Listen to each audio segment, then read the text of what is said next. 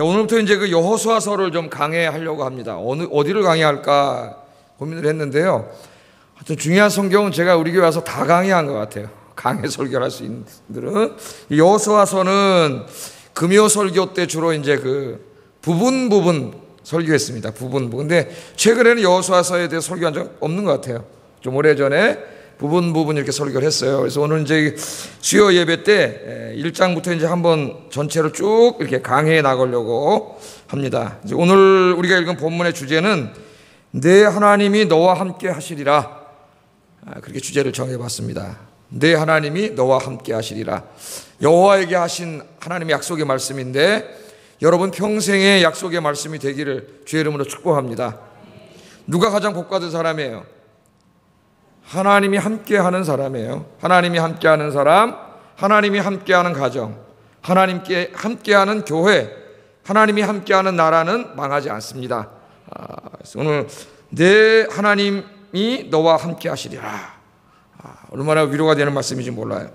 자, 여호수아서를 좀 공부를 하려고 하는데 첫 시간이기 때문에 간단한 서론을 좀 공부하겠습니다. 서론. 여호수아서가 어떤 말씀인지 서론을 좀 공부하겠어요.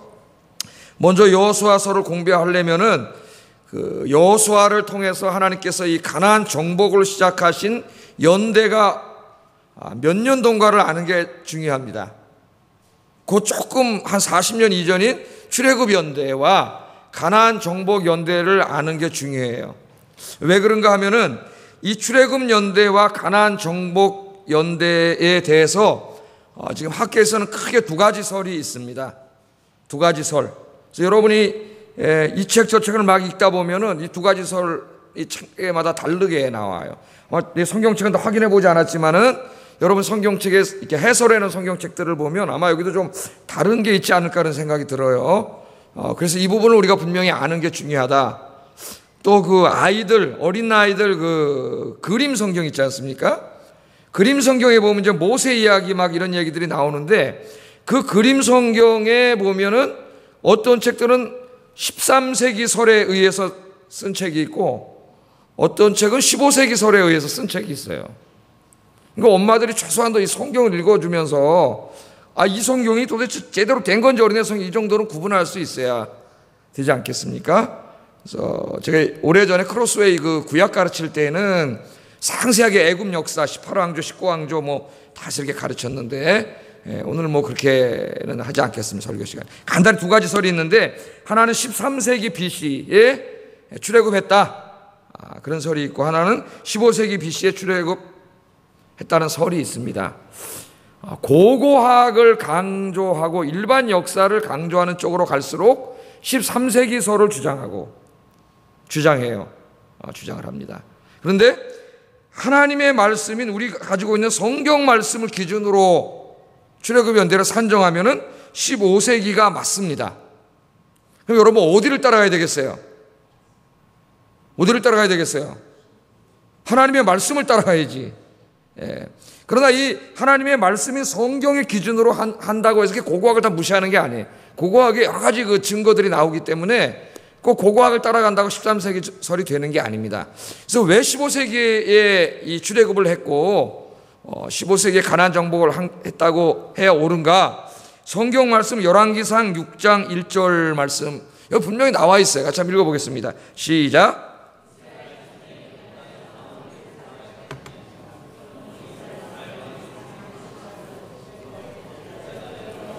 여호와를 위하여 성전 건축하기를 시작하였더라. 여기 보면은 분명히 솔로몬이 하나님의 성전 건축하기 시작했던 연대가 나와요. 그 연대가 언제예요? 예? 성경 그대로 한번 얘기해 보세요. 솔로몬이 왕이 된 지 4년째 되던 해입니다. 4년째. 그러니까 솔로몬이 왕에 오른 연도는 역사에 분명히 나와요. 역사책에. 언제냐면 970년이에요. 970년 BC. 그러니까 주전 970년도입니다. 970년. 근데 솔로몬이 왕이 된 지 4년이 지났으니까 이때가 언제예요? 예? 966년이죠. BC는 거꾸로 내려와야 되잖아요. 거꾸로 내려와서 0까지 내려왔다 올라가야 되지 않습니까? 0은 없죠, 참. BC에서 AD로 올라가야죠. 자, 그런데 966년도입니다. 솔로몬이 성전을 짓던 해가 여기까지 이해됐죠? 즉위를 70년 했으니까 4년째 됐으니까 지금 솔로몬이 성전 짓던 해는 4년이니까 966년 아니에요. 그때가 언제라고 얘기합니까? 애굽 땅에서 나온 지 출애굽한 지 480년이 되는 해라 그랬어요. 그러니까 더하면 얼마예요? 출애굽 연도가 1446년이 나와요. 1440. 그러니까 BC 15세기 BC죠. 15세기 BC. 그러니까 성경 말씀대로 하면은 1446년이 틀림없습니다. 성경이 오류가 있지 않다면, 또 사사기 말씀을 가지고 연대로 산정해도 똑같이 나와요. 사사기 11장 26절 같이 한번 읽어보겠습니다. 시작.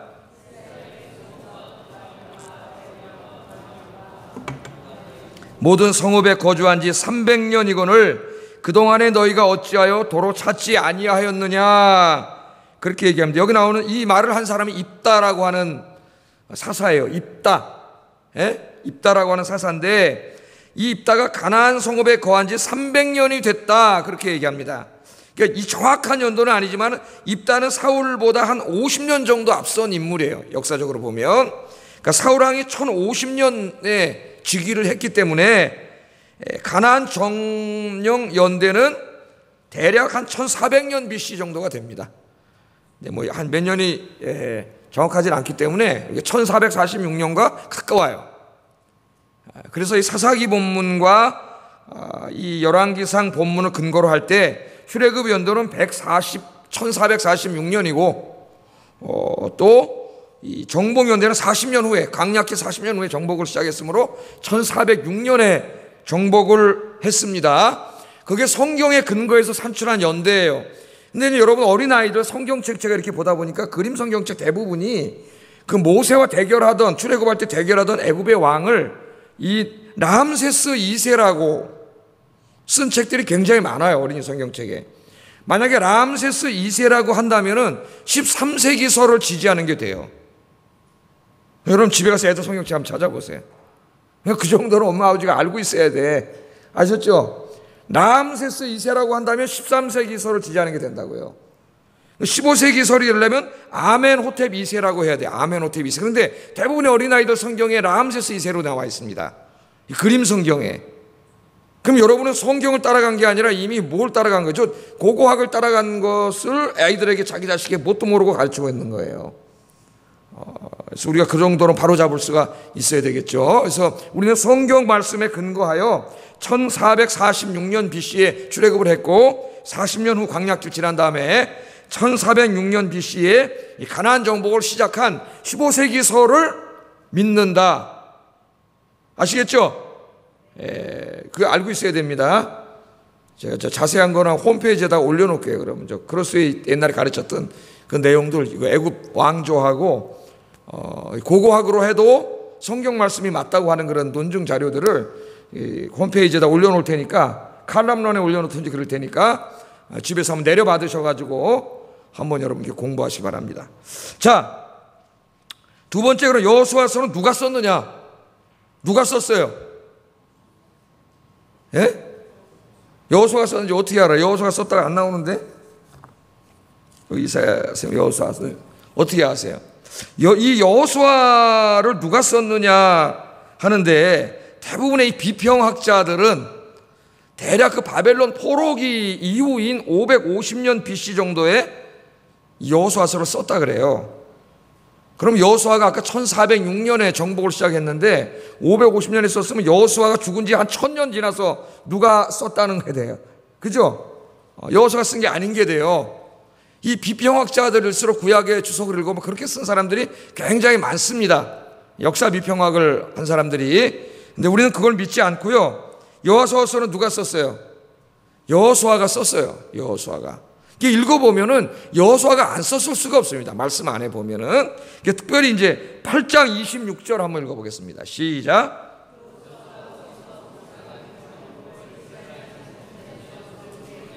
이 여호수아에 있는 어떤 내용인데 그걸 여호수아가 기록했다고 나오잖아요. 그죠? 다는 아닐지라도. 또 24장 26절도 한번 읽어보겠습니다. 시작.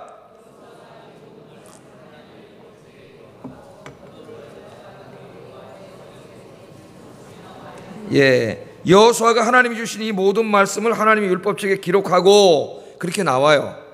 그래서 우리는 이런 말씀들에 근거해가지고 여호수아에 있는 말씀들은 여호수아가 직접 기록한 것이라고 믿습니다. 우리는 여호수아가.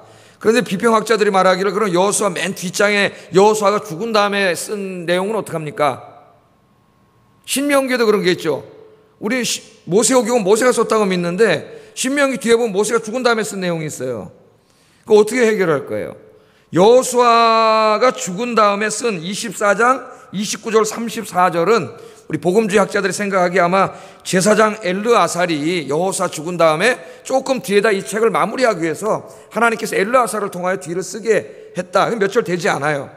그렇게 생각을 하니까 여호수아를 통해 하나님이 여호수아서를 다 쓰게 하시고 여호수아가 죽은 이후에 그 몇 절은 제사장 엘르아살을 하나님이 사용하셔가지고 쓰게 하심으로 여호수아서를 완성했다고 생각하는 것이 우리 복음주의자들의 생각입니다. 아시겠죠? 그냥 여호수아서도 역시 BC 15세기 말에 누가 썼어요? 여호수아가 썼다. 그렇게 믿는 게 우리 복음주의 학자들이 믿는 거예요. 우리가 아셨죠? 또 어떤 책 읽고 목사님 저 BC 550년에 썼는데요. 그렇게 생각하지 마세요. 이건 이 성경을 하나님의 말씀으로 믿지 않는 자들이 자꾸 이렇게 이제 하나님 말씀 틀어가는 거예요. 여호수아가 쓰지 않았다는 둥 뭐 이렇게 자꾸 들어가요. 특히 구약을 공부하는 데 있어서는 구약은 진짜 복음적으로 공부하기가 굉장히 어려워요. 구약을 복음적으로. 그래서 구약의 이 훌륭한 복음주의 학자들이 몇 분이 있는데 굉장히 귀한 분들입니다. 그래서 우리는 15세기서를 믿고 여호수아가 썼다. 신명기도 모세가 죽은 이후에 뒷부분 조금 나오는 부분들은 모세가 죽은 이후에 하나님이 다른 사람을 통해서 뒷부분을 기록하시고 묶어놓은 것이죠. 그렇다고 그게 하나님 말씀이 아닌 게 아니라 다 하나님의 말씀이에요. 하나님의 말씀. 누가 썼냐도 중요하지만 누가 썼든 하나님의 말씀인 게 중요한 거죠. 할렐루야. 인간의 책이 아니라 오류가 있는 인간의 책이 아니라 정확무오한 하나님의 말씀입니다. 성경은 오류가 없어요. 정확무오한 하나님의 말씀이에요. 그런데 자꾸 자유주의자들이나 비평주의자들이 성경은 오류고 투성이인 인간의 책이라고 자꾸 주장을 하고 그 성경을 그렇게 무너뜨림으로 유럽교회가 무너진 거예요. 성경이 하나님 말씀이 아니라면은 누가 성경을 읽겠습니까? 성경 말씀을 어떻게 믿겠어요? 우리가 무엇을 근거로 해서 하나님을 믿겠어요? 다 무너지는 거예요, 그냥. 그래서 성경은 정확무오한 누구의 말씀이에요? 하나님의 말씀이에요. 하나님께서 인간 저자들을 사용하셨어요. 그래서 그들이 즐겨 사용하는 문체나 그들이 가지고 있는 지식이나 모든 것들을 사용하게 하셨지만 그들이 하나님의 말씀을 기록하는 데 있어서 오류가 없도록 하나님께서 보호해 주신 것을 우리는 성경의 영감설이라, 영감설. 그걸 축자 영감설이라래. 축자 영감설. 아셨죠? 성경 공부 많이 하셔가지고 다 아실 거예요. 뭐 제자 훈련할 때도 공부하고 크로스웨이 할 때도 공부하고 1대1 할 때도 공부하고 여러 번 이 말씀에 대해서는 공부를 했습니다. 자, 그럼 이제 내용에 들어가서 한번 잠깐 내용은 무슨 내용이에요? 여호수아 내용은 여러분 잘 아시잖아요. 여호수아 내용 무슨 내용이에요? 쉽게 딱 뭐가 떠올라요? 가나안 땅 들어가가지고 이제 읽으면 어떻게 처음서부터 이제 정탐권 보내가지고 그 다음부터 어떻게 요단강 건너가가지고 이제 여리고성 점령하고 아이성 점령하고 막 중부지방으로 들어가서 남쪽 지방 점령했다 다시 북쪽으로 올라가서 북쪽 지방 점령하고 나중에 그 점령한 땅 다 나눠주고 여호수아가 각 지파에게 그리고 다 불러 모아놓고 자기 죽기 전에 이제 너희들 이 땅에 있는 우상 섬기지 말고 하나님 잘 섬기면서 살아라. 그리고 이 여호수아가 끝나는 거 아니에요. 그러니까 여호수아서의 가장 중요한 핵심은 하나님이 주시겠다고 약속하신 가나안 땅을 여호수아와 이스라엘 백성들이 정복해 가는 내용입니다. 정복해 가는 내용과 정복한 후에 그 땅을 12지파에게 나누어 주는 내용이 이 여호수아서 핵심 내용이에요. 핵심 내용. 그럼 여러분 이 말씀을 우리는 어떻게 적용해야 되죠? 어떻게 적용을 이제 공부를 할 텐데 그럼 여러분 우리 하나님께서 가나안 땅 정복하라 그랬는데 지금 총 들고 특공대 조직해가지고 저 예루살렘으로 가야 됩니까? 어떻게 해야 돼요? 이 말씀이. 그래서 이 가나안 땅을 정복하라는 말씀이 신약 시대를 살아가는 우리에게 어떤 의미로 다가오고 있으며 또 우리가 이 말씀을 어떻게 적용해야 되는가 이런 게 중요해요. 성경을 읽을 때 이게 신약의 계시적으로 구속사적으로 어떻게 성취됐는가, 그런 것이 중요합니다. 그래서 구약 성경을 읽을 때는요, 첫째 구약 성경을 읽으면서 이 말씀을 보죠. 예를 들어서 요셉을 한번 보세요. 요셉이 이렇게 있었지만, 어려운 가운데 있었지만 하나님의 섭리를 믿고 잘 하나님을 경외했을 때 하나님 그에게 복을 주시고 총리가 되게 하셨습니다. 우리가 읽었어요. 그럼 그 마음을 그걸 어떻게 적용하냐면, 첫째는 하나의 우리의 삶의 패러다임으로 적용할 수가 있어요. 패러다임이 뭐예요? 하나 틀이죠, 틀. 그러니까 요셉처럼 이렇게 신앙생활하면 복을 받습니다. 그렇게 적용할 수 있어요. 틀린 게 아니에요. 그렇게 적용할 수 있어요. 또 한 가지는 뭐냐면은 그 구약의 말씀이 신약에 가서는 어떻게 성취되는지, 또 종말론적으로는 어떻게 성취되는지를 이렇게 구속사적으로 연구하는 것도 중요합니다. 이 두 가지가 다 필요해요. 구약을 연구하는 데 있어서는. 그래서 이 신약으로 가보면은 이 가나안 땅은 뭐에 대한 상징으로 쓰이냐면은 하나님 나라에 대한 상징으로 쓰여요. 하나님 나라. 그래서 바울 서신들을 우리가 특별히 읽어보면은 이 가나안 땅을 하나님이 주시겠다고 이스라엘에게 약속하셨는데, 그게 신약에 오면은 이제 영적인 이스라엘이 된 우리에게 주신 약속이 되는데, 그죠? 저와 여러분에게. 그거는 저 이스라엘에 있는 조그만 그 이스라엘 땅덩어리를 우리에게 주시겠다고 약속하신 것이 아니라, 그 가나안 땅은 하나님이 창조하신 이 온 세상에 대한 하나의 상징이에요. 그래서 하나님이 창조한 이 온 세상을 우리에게 주시겠다고 하는 약속이 돼요. 약속. 하나님 나라에 대한 약속이 돼요. 그래서 사도 바울은 하나님께서 우리에게 하나님 나라를 유업으로 주신다고 할 때, 그 유산으로 주신다, 유업으로 주신다 할 때 그 유업이 이 여호수아서에 나오는 가나안 땅을 유업으로 주시는 것과 같은 말이에요. 그 이미지로 설명을 해요, 우리에게. 그래서 그것을 아는 것이 중요합니다. 그래서 그런 관점에서 우리가 볼 거예요. 그러니까 첫째는 가나안 땅을 정복하라는 의미를, 가나안 땅은 실제로는 그들의 삶의 터전이었거든요. 그래서 우리 인생이 먹고 마시고 살아가고 있는 우리의 이 삶의 터전이라고 하는 관점에서 어떻게 우리가 이해해야 되는가, 이런 관점에서 하나 볼 것이고, 또 하나는 가나안 땅을 정복하라고 하는 것은 죄악된 이 세상을 복음으로 정복해 가라고 하는 하나님의 명령이 돼요. 하나님 나라를 만들어 가려고 하는 그런 관점에서 이렇게 같이 한번 좀 공부를 할 텐데, 앞으로 이 말씀을 통해서 큰 은혜가 있기를 주의 이름으로 축복합니다. 여러분들은 저를 위해서 많이 기도를 해주시고, 제가 이 말씀을 충분히 연구하고 또 잘 적용하고 가르칠 수 있도록 여러분 저를 위해서 기도해 주시면 더 은혜가 될 줄로 믿습니다. 더 은혜가. 자, 그럼 오늘 성경 말씀 본문을 한번 들어가 보겠어요. 1절 2절 한번 읽어보겠습니다. 시작.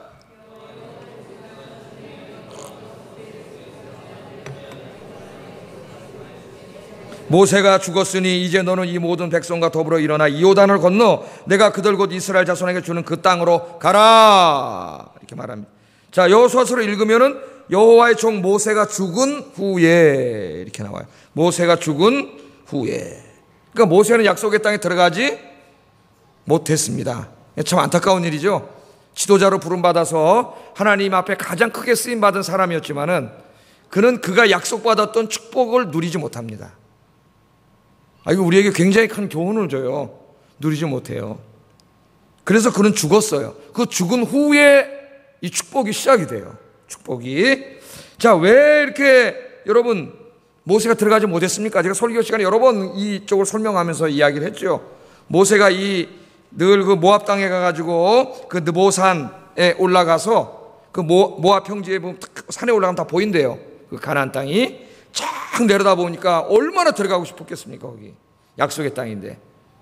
그래서 하나님 앞에 기도하잖아요. 내가 저 땅 들어가게 해달라고. 그럴 때 하나님 뭐라 그랬어요? 신명기 3장 25절 같이 한번 읽어보겠습니다. 시작.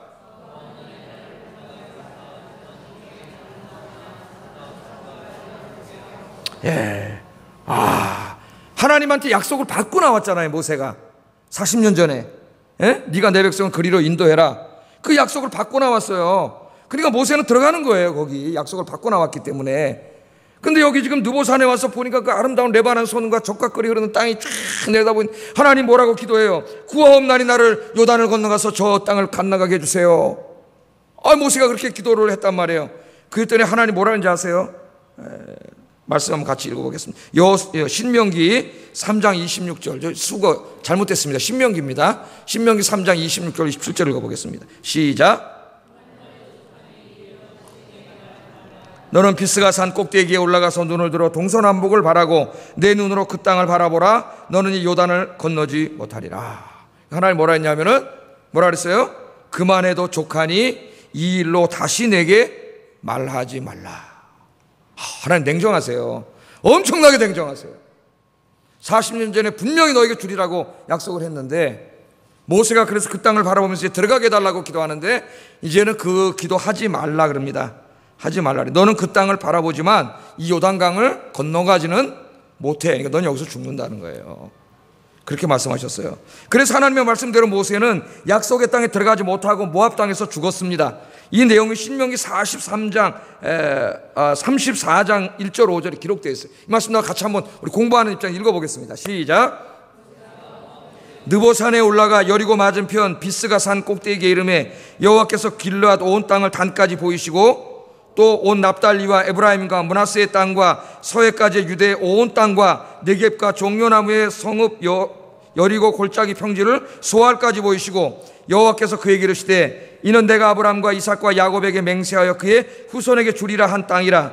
내가 네 눈으로 보게 하였거니와 너는 그리로 건너가지 못하리라 하시매 이에 여호와의 종 모세가 여호와의 말씀대로 모압 땅에서 죽어 벳부올 맞은편 모압 땅에 있는 골짜기에 장사되었고 오늘까지 그의 묻힌 곳을 아는 자가 없더라. 무덤이 어딘지도 몰라요. 죽어서. 그래서 거기서 그렇게 죽어서 못 들어갔습니다. 못 들어갔어요. 내가 너에게 보혈은 주지만 네가 그 축복을 누리지는 못할 거다. 그렇게 얘기했습니다. 우리는 왜 모세가 못 들어갔는지 알아요. 그죠? 교회 좀 오래 다닌 사람은 알고 있습니다. 왜 못 들어갔어요, 여러분? 왜 못 들어갔어요? 예? 백성들이 어떻게 했어요?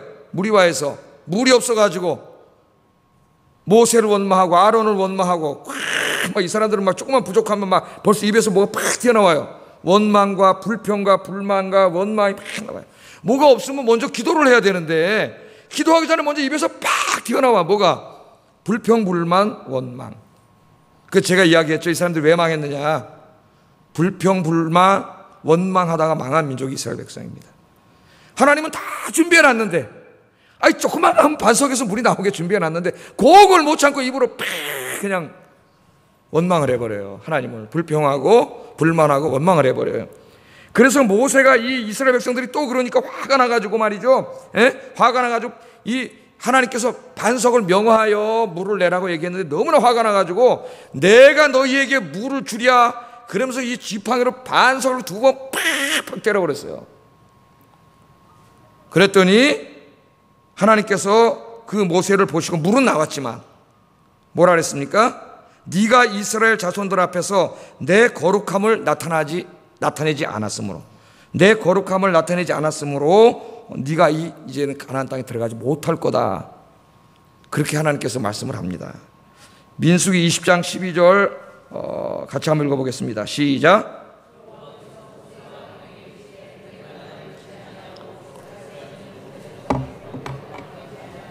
너희는 이 회중을 내가 그들에게 준 땅으로 인도하여 드리지 못하리라. 아멘. 그러니까 마치 첫째는 모세가 자기가 물을 주는 사람인처럼 너무 이게 화났을 때 말실수를 하죠. 내가 너희에게 물을 주랴. 물을 누가 주시는 건데요?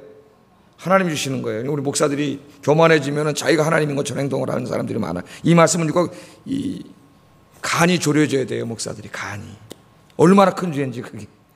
그러면서 하나님 반석을 명하여 물을 내라 그랬는데 반석을 두 번 때려서 자기 멋대로 물을 나게 했습니다. 하나님이 보실 때 그게 뭐냐면 하나님의 거룩함을 훼손하는 거예요. 하나님의 거룩함을 훼손해. 하나님의 거룩함을 훼손하는 죄를 지으면 인생에 돌이킬 수 없는 일이 벌어집니다. 여러분 명심하셔야 돼요.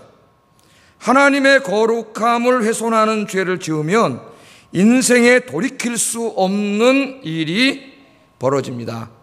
혹 그 죄를 모세처럼 회개한다 할지라도 그가 그 죄는 사함받고 천국에 갈 수 있을지는 모르나 하나님께서 그에게 주시기로 한 그 축복은 누리지 못합니다. 그러니까 조심해야 돼요, 여러분. 특별히 하나님의 교회에 와서 하나님의 영광이 임재한 이곳에 와서 하나님의 거룩함을 훼손하는 죄를 지으면 돌이킬 수 없는 상황에 처할 수가 있습니다. 돌이킬 수 없는 상황. 모세가 기도해도 이 기도를 더 이상 하지 말라고 하나님께서 그렇게 말씀하셔요. 우리는 죄인이에요. 연약해요. 죄를 지을 수 있어요. 우리는 실수할 수 있습니다. 그러나 하나님의 영광과 하나님의 거룩함을 결정적으로 훼손하는 그런 행동 절대 하지 마세요. 모세가 우리에게 큰 교훈을 줘요. 저도 이 말씀 읽을 때마다 섬뜩합니다. 섬뜩해요. 내가 그런 잘못을 저지르고 있지 않나. 회개하게 됩니다. 회개하게 됩니다. 그래서 모세는 이 하나님의 거룩함을 훼손한 죄 때문에 약속의 땅에 들어가지 못해요. 그래서 하나님께서는 이제 너는 이 땅에서 죽을 것이고 네 후계자를 세우라 그랬어요. 후계자. 그 후계자가 누구냐면은 바로 여호수아입니다. 민수기 27장 18절 20절. 오늘 서론이니까 좀 공부하는 거에 쭉 같이 한번 읽어보겠습니다. 시작.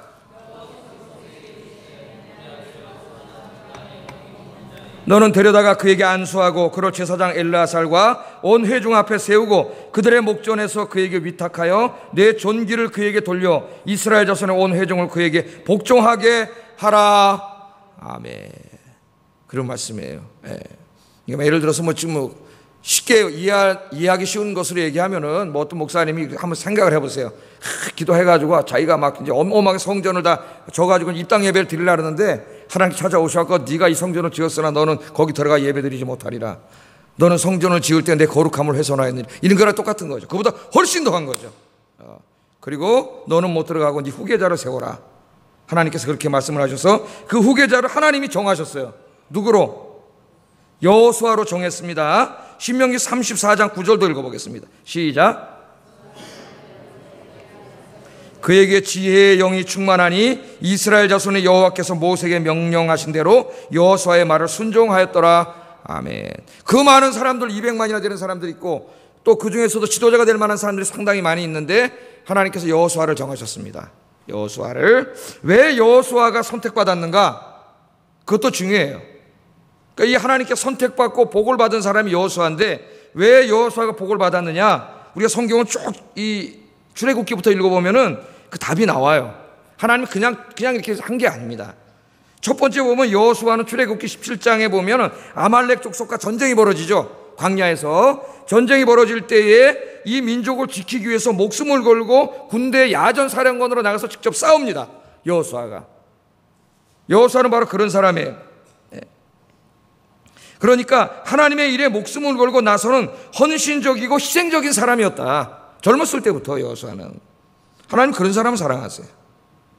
두 번째, 이 출애굽기 24장 13절에 보면은 여호수아가 모세가 율법을 받기 위해서 시내산에 오를 때 이 모세를 받들고 시내산에 함께 올라갑니다.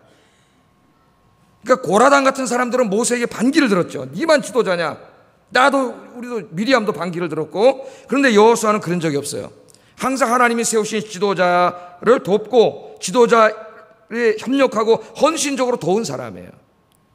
그 다음에 세 번째, 출애굽기 33장 11절에 보면은 모세가 회막을 쳐놓고 기도한 다음에 들어가면은 그 다음에 여호수아가 와서 밤새도록 거기서 철야 기도를 합니다. 그러니까 여호수아는 젊어서부터 어떤 사람이에요? 기도하는 사람이에요. 기도하는 사람. 하나님 앞에. 그 바쁜 그 광야길 지나간 다음에 밤에 얼마나 피곤하겠어요. 젊은 친구. 근데 모세가 기도할 때까지 기다려요. 그는 그렇게 주의 종을 잘 섬기는 사람이에요. 그가 간 다음에 자기가 들어가서 거기 들어가서 기도하는 사람이에요. 하나님 기도하는 사람을 쓰세요. 우리 여기 젊은이들도 많이 있는데 하나님 기도하는 사람을 쓴다는 거 잊지 마세요. 네 번째, 이 민수기 14장 6절 9절 너무나 유명하죠. 가나안 땅 정탐할 때 10명이 와가지고 전부 부정적인 얘기 할 때에 여호수아와 갈렙, 그리고 여호수아는 어떻게 했어요? 그 부정적이고 불신앙적인 사람들의 편에 서지 않고 그들의 다수임에도 불구하고 그들의 위세에 눌리지 않고 어디 섰어요? 하나님의 편에 서서 믿음의 행동을 한 사람이 여호수아입니다. 여러분 한번 오늘 집에 가셔가지고 출애굽기부터 쭉 여호수아만 한번 읽어보세요. 여호수아가 어떻게 행동해 찾아가지고 계속 읽어보면은 하나님이 어떤 사람을 기뻐하시고 어떤 사람에게 복 주시는가 하는 게 거기 나와요. 여호수아가 바로 그런 사람. 그래서 하나님은 여호수아를 사랑하시고 여호수아를 지도자로 세우시고 주님이 큰 일을 하셨습니다. 오늘 예배에 나오신 여러분들이 이 시대의 어둠을 밝히는 여호수아가 되기를 주의 이름으로 축복합니다. 자, 오늘 우리가 이 서론 공부하는데 여기까지 공부했어요. 그러면 하나님께서 이제 여호수아를 지도자로 세운 다음에 이 두 가지 사명을 주세요. 두 가지 사명. 이게 이제 중요합니다. 두 가지 사명. 첫째는 가나안 땅을 정복하라. 가서 굉장히 역동적이지 않습니까? 기독교는 동사의 종교예요. 가서 정복하라. 둘째는 하나님의 말씀을 다 지켜 행하라.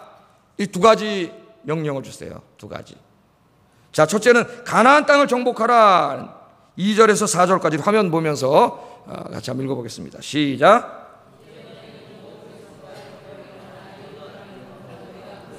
이스라엘 자손에게 주는 그 땅으로 가라. 내가 모세에게 말한 바와 같이 너희 발바닥으로 밟는 것은 모두 내가 너희에게 주었노니 곧 광야와 이 레바논에서부터 큰 강 유브라데 강까지 해쪽 속의 온 땅과 또 해지는 쪽 대해까지 너희의 영토가 되리라. 아멘.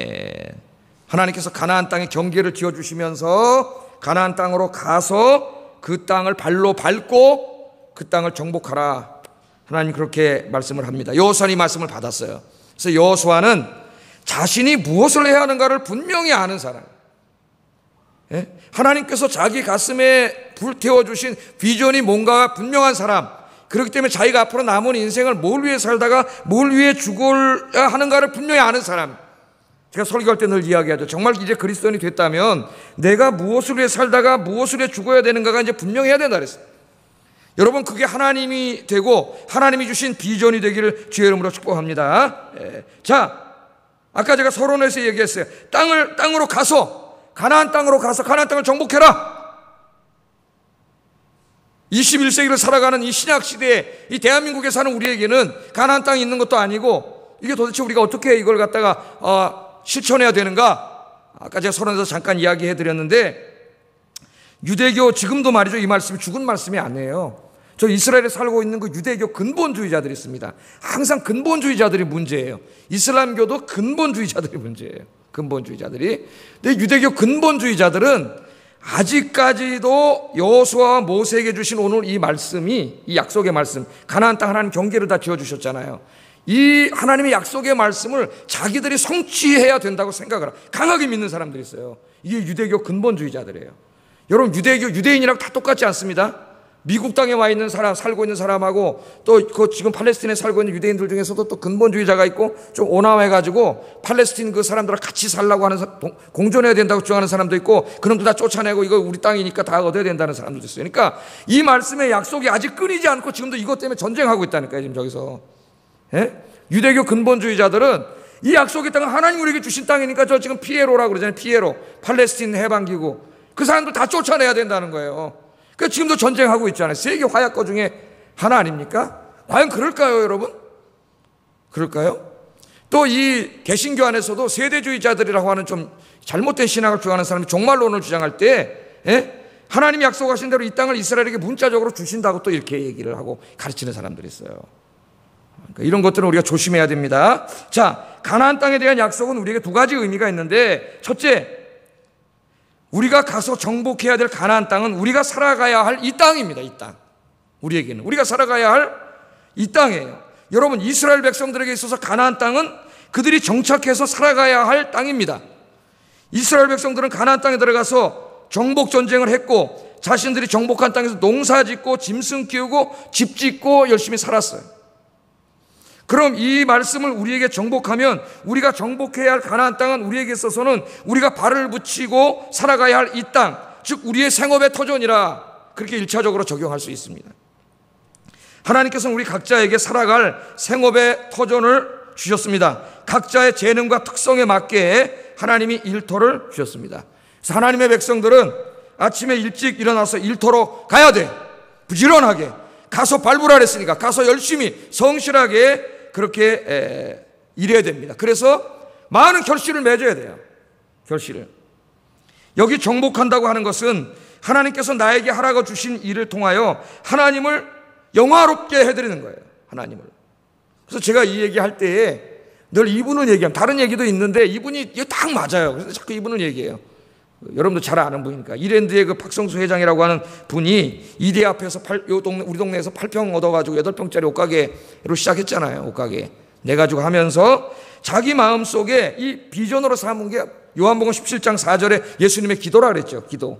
같이 한번 읽어보겠습니다. 시작.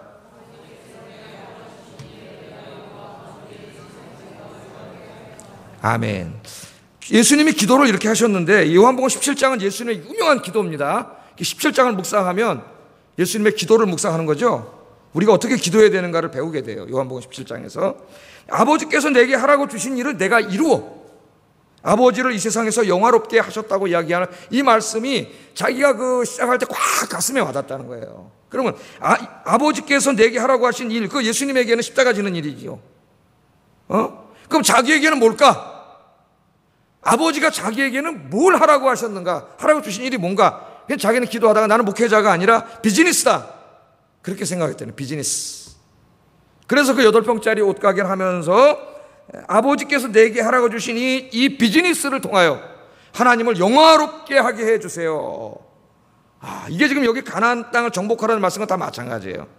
그래서 그런 꿈을 가슴에 품고 그 8평짜리에서 이렇게 열심히 기도하면서 열심히 이 땅을 밟고 정복해 나가가지고 오늘날 큰 기업을 이루어서 하나님을 영화롭게 했다는 거예요. 한번 어떤 젊은이들은 뭐 간증하는데 이 말을 하더라고요. 여러분 오해하지는 마세요.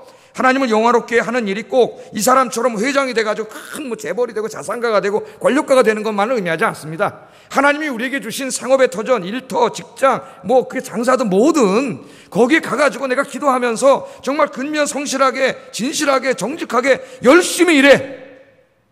그래서 거기서 얻은 그 소득으로 11조도 드리고 감사헌금도 드리고 어려운 이웃도 돕고 나도 물론 먹고 살고, 그렇게 우리가 정직하게 살아갔다면 나는 그 사람은 성공한 사람이라고 봐요. 할렐루야. 나는 그 사람은 하나님을 영화롭게 한 사람이라고 봅니다. 영화롭게. 그렇게 하라는 거예요, 여러분. 인생은 짧아요.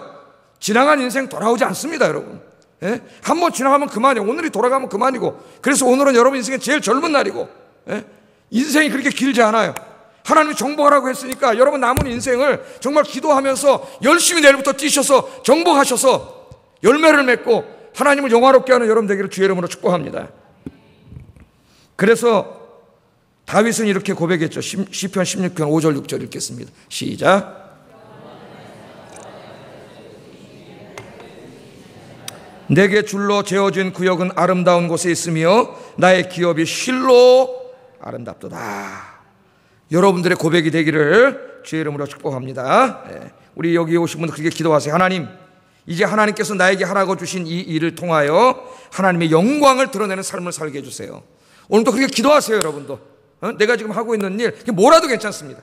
뭐라도 괜찮아요. 그 직업의 기천이었고 그게 뭐라도 상관없어요. 하나님 그런 거 신경 안 써요. 그러나 하나님이 내게 하라고 주신 그 일을 내가 기도하면서 열심히 하고 이 소득을 통해 주님의 영광을 해서 쓰므로 하나님을 영화롭게 하여 주시옵소서. 그런 인생을 살게 해주세요.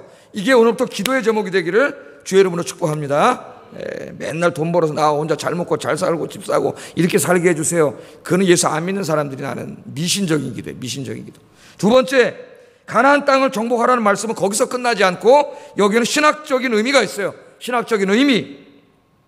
서론에서 잠깐 말씀드린 것처럼 구약의 가나안 땅에 대한 약속은 신약에서는 하나님 나라에 대한 약속으로 완성됩니다. 하나님 나라. 그러니까 하나님 나라는 뭐예요? 하나님이 창조한 온 세상에. 그럼 비교해 보세요. 여호수아가 가나안 땅에 들어가려고 할 때 가나안 땅은 가나안 사람들의 죄악으로 가득 차 있는 곳입니다. 그 여호수아가 어떻게 해요? 그 땅을 정복해 가면서 그 땅을 거룩한 나라로 만드는 게 사명이에요. 그럼 오늘도 똑같아요. 우리도 이 죄악으로 가득한 세상에 우리가 내일부터 나갈 이 세상은 어떻게 해요? 주 예수 그리스도의 십자가와 부활의 복음으로 우리가 정복해 가면서 이 땅을 거룩한 나라로 만들면서 이 땅을 하나님의 나라로 확장시켜 가는 거예요. 그래서 신약에서는 이 가나안 땅에 대한 사명이 하나님 나라에 대한 사명으로, 가나안 땅에 대한 약속이 하나님 나라에 대한 약속으로 그렇게 완성이 됩니다. 그래서 오늘 이 말씀은 예수 그리스도의 복음 들고 세상으로 가는 사명으로 그렇게 성취가 돼요. 우리 그래서 가스펠송도 부르지 않습니까? 이 산지를 내게 주소서. 물론 갈렙이 부르는 노래지만은 그것도 약속의 땅이잖아요. 우리가 그 찬송을 부르면서 어떻게 해요? 복음 들고 전도하러 나가잖아요. 그게 전도의 찬송이거든. 그러니까 누가 찬송을 잘 지은 거예요. 가나안 땅을 정복하는 그 이미지를 가져와 가지고 우리가 복음으로 이 땅을 정복해가는 이미지로 찬송을 만들었으니까 여호수아서를 정확하게 이해하고 그 찬송을 만든 거예요. 할렐루야. 여러분, 우리가 살고 있는 이 우상 숭배와 죄악으로 이 가득한 이 가나안 땅에, 여기가 다 이 세상이 다 가나안 땅이에요. 이제 하나님이 가라 그랬어요. 가서 정복하라. 여러분, 내일부터 또 내일 우리 목요전도입니다. 요새 우리 전도 축제 하고 있는데, 여러분, 이 하나님 가나안 땅으로 가라 그랬으니까 우리가 가야 돼요. 우리 가야 될 땅이 어디 있어요? 아현동, 북아현동, 염리동, 대흥동, 신촌, 성수동, 그 다음 무슨 동이 있는지는 모르겠어요. 내가 여기 또 예? 마포구, 서대문구. 지난 주일 오후 예배도 끝나고 우리가 갔잖아요. 왜? 하나님이 가라 그랬어요. 가서 정복하세요. 마귀가 정복해 있잖아요. 지금 마귀가 점령해 있잖아요. 저기 다 마귀가 점령했어요. 마귀에게 점령당해가지고 지금 고통당하며 지옥으로 가고 있다고. 거기에 지금 복음 들고 가서 저 점령군 마귀를 쫓아내고 그들을 구원하고 이 땅을 거룩한 나라로 만들라는 거예요. 이 여호수아의 사명은 오늘 그렇게 우리에게 그러한 사명으로 다가옵니다. 그래서 마태복음 28장 19절 20절 한번 읽어보겠습니다. 시작.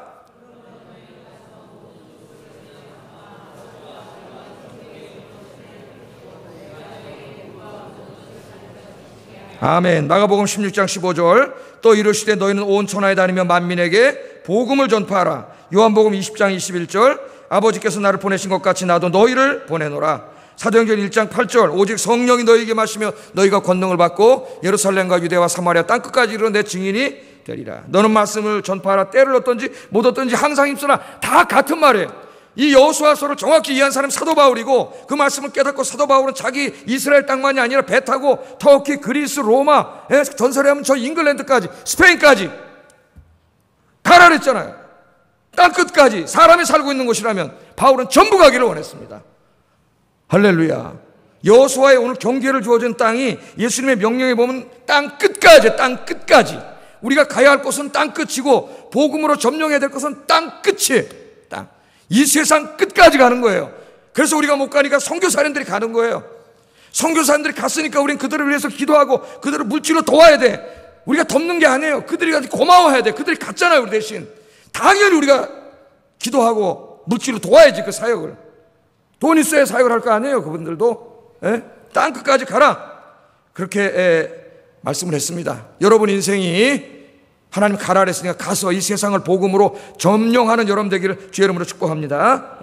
자, 첫 번째는 가서 정복하라는 말씀이고, 두 번째는 또 중요한 게 하나 있어요. 하나님의 말씀에 순종하라는 거예요. 이 세상을 우리가 정복하며 살아갈 때에 내 마음대로 하는 게 아닙니다, 여러분.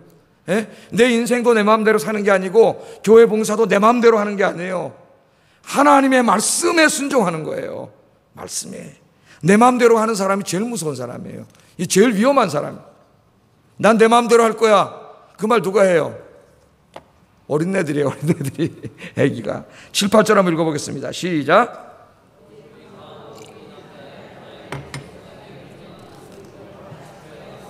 우로나 자로나 치우치지 말라. 그리하면 어디로 가든지 형통하리니 이 율법책을 내 입에서 떠나지 말게 하며 주야로 그것을 묵상하여 그 안에 기록된 대로 다 지켜 행하라. 그리하면 내 길이 평탄하게 될 것이며 내가 형통하리라. 아멘. 여호수아에게 뭐라 그랬어요? 모세의 율법을 다 지켜 행하고 율법책을 입에서 떠나지 말게 하고 그 율법의 말씀을 주야로 묵상하며 그 안에 기록된 대로 다 지켜 행하라. 명령이에요. 명령. 가나안 땅을 정복하는 것보다 더 중요한 거는 가나안 땅에 들어가서 하나님의 말씀대로 사는 게 더 중요해요. 여러분이 직장을 얻고 좋은 사업을 하고 장사를 하고 이 땅을 점령하고 그런 거 중요하지만 더 중요한 거는 그런 직장 생활 가운데 사업을 하는 가운데 여러분 가정 가운데 여러분 무슨 일을 하든지 간에 그 가운데 하나님의 말씀에 순종하는 게 더 중요하다고요. 하나님의 말씀. 우리는 하나님의 말씀에 순종해야 됩니다. 봉사할 때도 하나님의 말씀에 순종해. 잘못하면 우리의 인간적인 열심이 하나님의 영광을 그릇되게 할 수가 있어요. 그래서 내가 섬길 때도 봉사할 때도 하나님의 말씀에 순종해야 되고, 사도 바울도 그래서 전도할 때조차도 다른 사람이 세운 교회가 있는 곳에는 가서 복음 전하지 않는다 그랬어요. 그런데 오늘날은 뭐 그런 게 막 없어져 깨져버렸어요. 막 남의 교회 뺏어오고 막 이게 엉망진창이 돼버렸어요. 전도할 때도 교회 일할 때도 하나님의 말씀에 순종해야 되고, 여러분 생활할 때도 다 하나님의 말씀에 순종해야 돼요. 그 말씀에 기록된 대로 하라 그랬죠. 그 말씀에 기록된 대로. 신앙생활은 내 마음대로, 내 마음 내키는 대로 하는 게 아닙니다. 어떻게 하는 거예요? 하나님의 말씀대로 하는 거예요. 하나님의 말씀에 순종하는 여러분 되기를 주의 이름으로 축복합니다. 그러면 하나님 말씀대로 하면 하나님 책임져 주세요. 아이 목사님 이 세상이 정글의 법칙이 지배하고 약육강식이 지배하고 먹고 살기가 얼마나 힘든데 하나님 목사님 세상 생활 안 해봐서 그렇지 한번 가서 말씀대로 살아보세요. 밖으로 죽어요. 그렇게 말하는 사람도 있어요. 믿음이 없는 사람이에요. 믿음이. 그래 나는 세상 생활 안 해봤지만 누가 그렇게 말씀하세요? 하나님 그렇게 말씀하세요. 그렇게 살으라고. 그러면서 뭐라고 약속하셨어요? 그러면 내 길이 평탄하게 될 것이며 내가 형통하게 되리라. 누가 말씀하셨어요? 하나님. 여러분 믿습니까? 그 말씀을 믿고 그대로 사는 게 믿음이에요. 이렇게 하면 내가 돈 좀 벌겠다. 그래서 그냥 세상 따라가는 게 믿음이 아니고 이렇게 하면 안 될 것 같아. 하나님 한 대로 살랜 대로 살면 망할 것 같아. 손해볼 것 같아. 근데 하나님 이렇게 살라 그랬어요. 그럼 책임진다 그랬어요. 그럼 그걸 믿고 그렇게 사는 게 믿음이에요. 믿음은 그래서 순종이에요. 순종하지 않는 건 믿음이 아니에요. 거짓말이에요. 거짓말. 이 말씀은 시편 말씀을 생각나게. 시편 말씀하고 똑같잖아요. 시편 1편 같이 한번 읽어보겠습니다. 시작.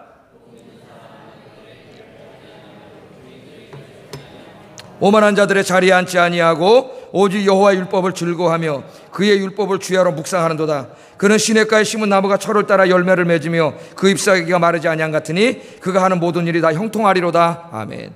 그래서 하나님 비유했습니다.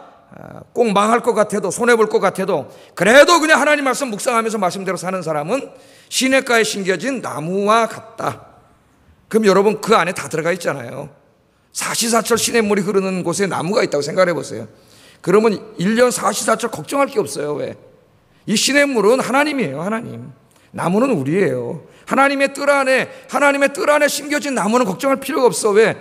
그 시냇물이 수분도 공급해주고 자양분도 공급해주기 때문에 사시사철 열매를 맺고 잎사귀가 무성하고 그 나무가 실한 그 나무예요. 그 나무와 같아.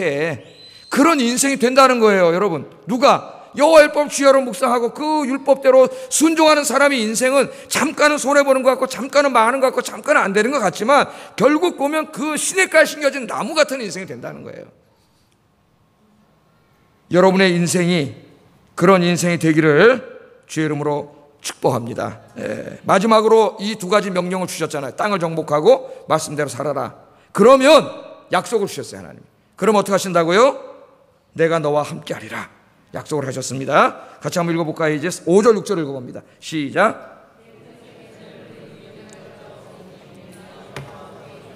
너와 함께 있을 것임이니라. 내가 너를 떠나지 아니하며 버리지 아니하리니 강하고 담대하라. 너는 내가 그들의 조상에게 맹세해 주리라 한 땅을 이 백성에게 차지하게 하리라. 9절도 읽어봅니다. 내가 내게 명령한 것이 아니냐. 강하고 담대하라. 두려워하지 말라. 놀라지 말라. 내가 어디로 가든지 네 하나님 여호와가 너와 함께 하느니라 하시니라. 아멘. 하나님을 믿고 그 말씀에 순종하면서 하나님이 지금 가라고 하신 그 가나안 땅으로 가서 그게 생업의 터전이든지 지금 복음이 증거돼야 되는 그 일이든지 여러분이 주님 말씀에 순종하면서 열심히 하면 여러분 혼자가 아니라는 겁니다. 누가 함께 계세요? 하나님이 함께 계시겠다고 약속해요. 핵심은 뭐냐? 내가 너와 함께 하겠다. 내가 너를 떠나지 않고 버리지 않겠다. 내가 어디로 가든지 너와 함께 하겠다. 그러니 두려워하지 말고 강하고 담대하게 하라 그 말입니다. 하라. 손해볼 것 같아도 순종하라 그 말이에요. 복음 들고 과감히 저 지옥 같은 저곳으로 가라 그거예요. 그럼 내가 너와 함께해. 너를 떠나지 않아. 너를 지켜줘요. 여러분 믿습니까? 하나님께서 약속하셨어요. 내가 너와 함께 하겠다는 말씀을 신약에서도 계속 하세요. 하나님. 요한복음 14장 18절 같이 한번 읽어봅니다. 시작. 아멘. 예수님이 세상을 떠나면서 성령을 약속해 주신 말씀이에요. 내가 너를 떠나지만은 너를 고아로 내버려 두진 않아. 누가 오세요? 곧 성령 하나님이 찾아올 것을 약속하세요.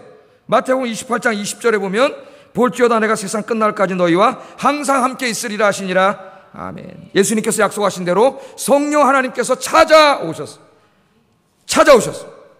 예수님의 이름이 뭐예요? 임마누엘.